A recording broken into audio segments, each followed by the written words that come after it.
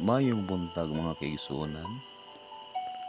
Ang ato ang maayong balita karon buntaga April 12, 2025. Kinutlo ikan sa balaang Ebanghelyo sumala ni Juan. Bersikulo 10, kapitulo 45 ngadto sa 56.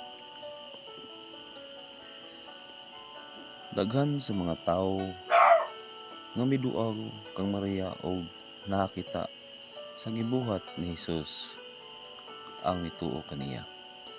Pananguban kanila miadto sa mga Pariseo ug misugilon sa gibuhat ni Hesus.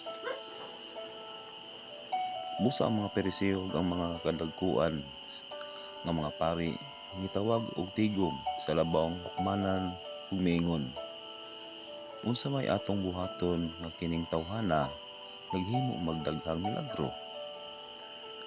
Kung pasagdan ta siya, ang tanan motuo kaniya. Unya manganhi ang kadagkuang Romanhon o gun-ubon nila ang templo ug ang tibuok nasod.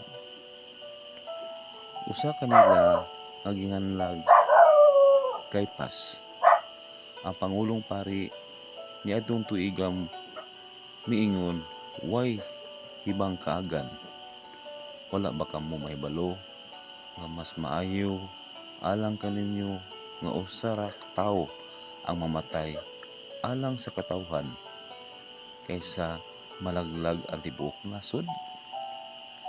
Gisulti niya kini dili sa iyang kaugalingong kabubuton, kundi ingon nga pangulong pari niadtong tuiga.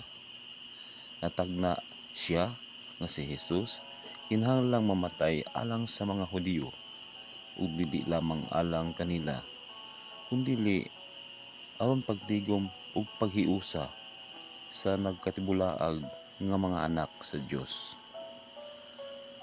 Sukad niadtong adlaw, ang kadagkuan sa mga Hudiyo naglaraw sa pagpatay kang Hesus.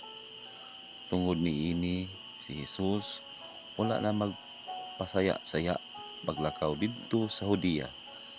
Miadto hinuon siya sa usa ka hingpit nga duol sa kamingawan, sa usa ka lungsod nga ginganlag Ephraim, diin nagpabilin siya uban sa iyang mga tinun-an.